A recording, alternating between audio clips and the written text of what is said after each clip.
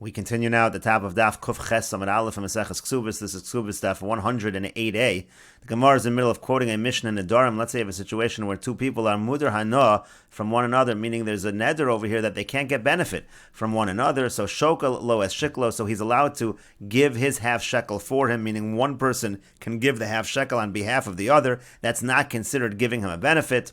Uporeya es chovo, also one of them can pay off the debt of the other. Umachzer lo avedaso, and he can return to him his lost object. That's also not considered giving him a benefit. Now, in a place where when a person returns a lost object, he gets paid a wage, so tipul hana lehektish. So that benefit, that wage, should go to hektish. It shouldn't go to the person, because that already would be considered deriving a benefit. Rashi over here says, Shokelo es shuklo shokel b'shvilo shekel shuchayev l'chol shana l'karbano sibor. The person is allowed to give the half shekel to the Beis HaMikdash. Every person is chayev to give a half a shekel to the Beis HaMikdash for the public karbanos. That's not considered giving the person a benefit by paying his half shekel for him. Uporelo es chovo, and also he can pay back any debts the person has. Im chayev mammon l'nosha. Let's say this guy is chayev money to somebody. Muter lazesh yifrenim b'shvilo. The other person, even though he's muter hana from him, he can pay off the debt on his behalf. If the person sees the other person's donkey is lost, he can return the donkey. Again, that's not considered that he's getting benefit from a person who he was not supposed to get benefit from. And now if it's a place where they get paid for returning the object, then that schar should go to hektish. Because as Rashi explains it, this Mishnah is talking about, like we just said, that they're really both mudar hana, one from the other. So he returns the lost object, but he can't take the money for returning that lost object, because that would be getting benefit from somebody that he is mudar hana from. And so the Gemara now analyzes this Mishnah. Bishlama shokel lo es shiklo. I understand why he can pay the half shekel for him. Mitzvah kavod, because that's just a mitzvah he's doing. He's not actually giving him any real monetary benefit. He's just doing a mitzvah on his behalf. The Tanan, as we learned in the Mishnah, and the Misaras Hashas over here changes it to the Tanya, that we learned in a Braisa. Tormin al ha'ovid ve'al ha'gavoi ve'al ha'asid ligvos, that we're allowed to take the truma from the trumas halishka, even for money that was lost, meaning even if it didn't arrive, even if the money didn't arrive in the Beis HaMikdash, or let's say it was collected, or even if in the future it's going to be collected and it's not collected. In all of these cases, the public karbanos are going to be effective for anyone, even if they didn't give their half shekel. And so therefore, that's what the Gemara is saying. If I give my half shekel for somebody else, if I give a half shekel on behalf of somebody else, I'm not really giving them a material benefit, because in terms of the public karbanos, that's for everybody regardless. I'm just doing this mitzvah.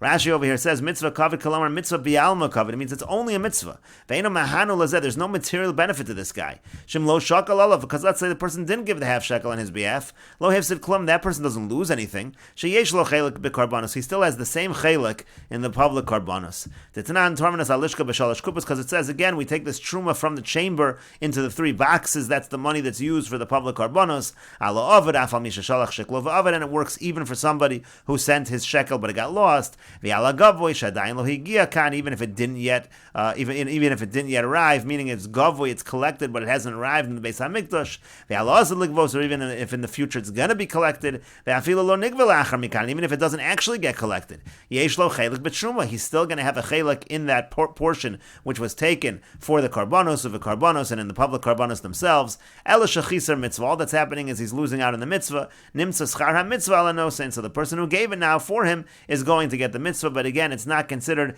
a material benefit, so we understand why he can take the shekel for him.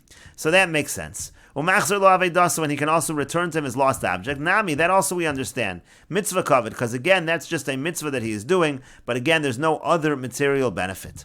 But the fact that he's allowed to pay off the person's debt, but he is benefiting him, he's making him profit, because now if the person pays off the other person's debt, that person whose debt was paid off is now going to gain money. He doesn't have to pay back the creditor. He doesn't have to pay back his Baal Chov. And so to that, the Gemara says, and this is why the Gemara is bringing this up, Amar Ravoshia says, Hamani, who is the author of this Mishnah Nedarim? Chananhi. It's the author is Chanan of our Mishnah. The Amar, because what did Chanan say? He said, Ibed es ma'osav. He said, let's say a husband travels far away and somebody else supports his wife. That person lost his money. He can't ask for reimbursement. So that is similar to our case over here. Chanan over there says, if this person voluntarily pays up the husband's debt, so to speak, he's not entitled to reimbursement. And the same thing is true in this situation. So therefore, if he's paying up the other guy's debt and he's not entitled to reimbursement, so that's not considered giving him any material benefit.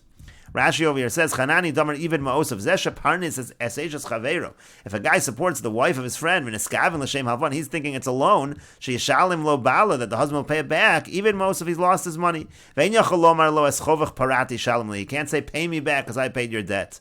V'uadenami L'chol Chov She'olav, and this would be true of any debt. V'yamar Chavero Paro, if a person's friend goes and pays off another person's debt, V'zel Lo Amar Lo Halveni, and the person never asked for this, he never asked for the loan, Eino Chayiv Lo Klum, so that borrower is not chayiv to pay that person back anything. And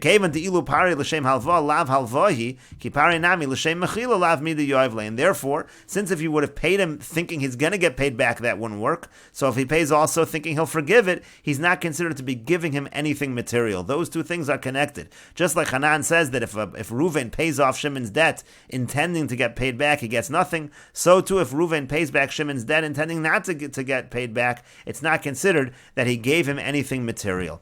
And so that's Rav Oshi's approach. He says the Mishnah in Nedarim is following Hanan in our Mishnah. But Rava says Afilu Temer Rabbanan. You could even say that the Mishnah in Nedarim follows the Rabbanan who say the person is entitled to be paid back. Because here what is the case? When we're talking about in Nedarim that he's paying back the person's debt, it was a loan, and the person, when he originally took out the loan, when he borrowed the money, it was on the condition that he didn't have to pay back, that the lender could never come to him and collect, and he could pay back whenever he wanted to.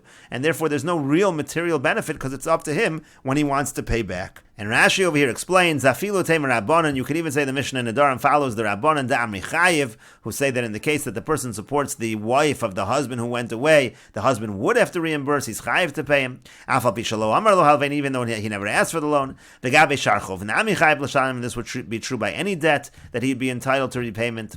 V'chi Machal Asr B'Mudar Hana, and therefore if he pays it back and just does it for free, does the guy a favor and pays his debt, it would be Asr when it comes to a Mudar Hana. But over here, but here in Nedarim, when it said that he's allowed to pay back the debt, the Katani Porelo Eschovo, where it said he could pay off his debt, even though it's a case of a Mudar Hana, the original borrower, he took out the loan on the condition not to pay until he wanted to pay. The lender is not allowed to bother him at all. It's voluntary for him to give the money whenever he wants.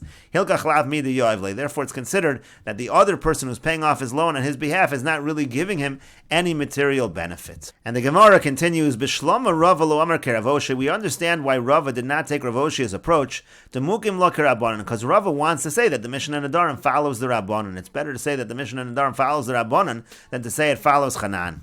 Ela Rav Oshi on my time will Amar ke Rava, but Rav Oshi, who says the Mishnah in Nedarim follows Hanan, why didn't he just give the answer of Rava? Why didn't he say we're talking about a loan in which it didn't really have to be paid back at any particular time? And the Gemara answers, Amar lach Rav Oshi, because Rav Oshi will say to you, Nehida hana lesle. Granted that there's no clear material benefit in this case, because he was allowed to pay it back whenever he wanted, and we'll continue with this discussion in the next video on Daf Kuf Ches Amud Beis.